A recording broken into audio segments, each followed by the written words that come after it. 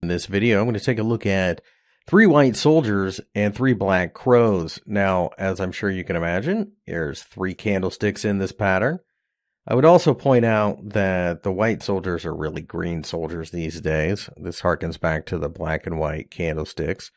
So think green soldiers, red crows, but you get the idea. It's all the same thing, really. So at this point, I'm drawing these patterns out. And something that I would bring to your attention is the psychology of these patterns, because it takes so much to make them occur. This is typically found on the daily chart. That's pretty much what people use to refer to these patterns.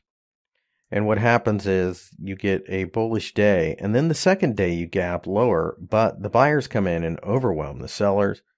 And then on the third day we get another gap lower, and the buyers come in and overwhelm the sellers. Well, think about how much momentum building and how much wherewithal that takes by the buying public to push the market higher. 3 black crows, same exact thing. We break down, we get a gap higher, but the sellers come in and overwhelm. And then on the third day we gap higher, but the sellers come in and take over again.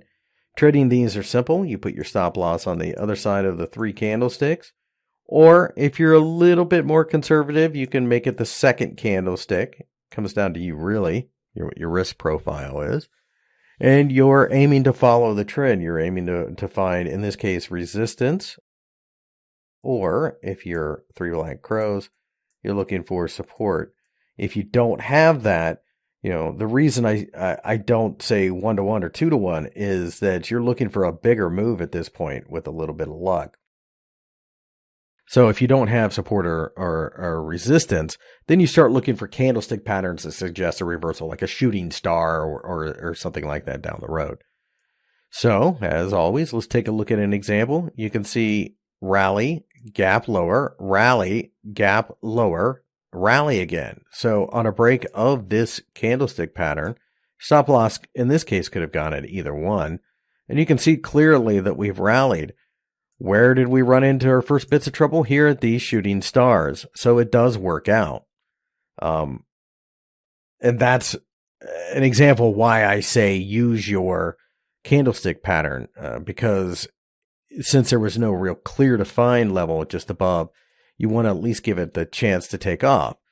So in this situation, on Zillow, we have negative candle, gap higher, breakdown much lower, negative candle, gap higher, breakdown much lower. So clearly this is a sell signal.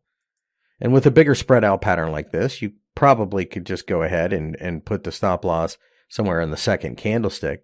And where do you get your signal to reverse? Well, right here at support, you get an inverted hammer that breaks to the upside. So it did in fact work. These candlesticks, though, sometimes can lead to massive moves lower. And for that matter, as I record this, it still hasn't hit your stop loss had you decided to write it out. But obviously, this is a downtrend. There was support there, so it would make sense to take advantage of this. These candlestick patterns don't happen that often on the daily chart. So when they do, you really should pay attention. And in fact, I can see a slight gap here. So that technically did work itself out. And you can see that we got a nice run up. We got a hammer back here when you would have gotten in. So that offered support. And really, this shooting star was your first sign of trouble. You probably would have gotten out up here. So that's an even better example of the 3 white soldiers. Very strong patterns. Don't happen all the time. Show a continuation and a resiliency that you should pay attention to.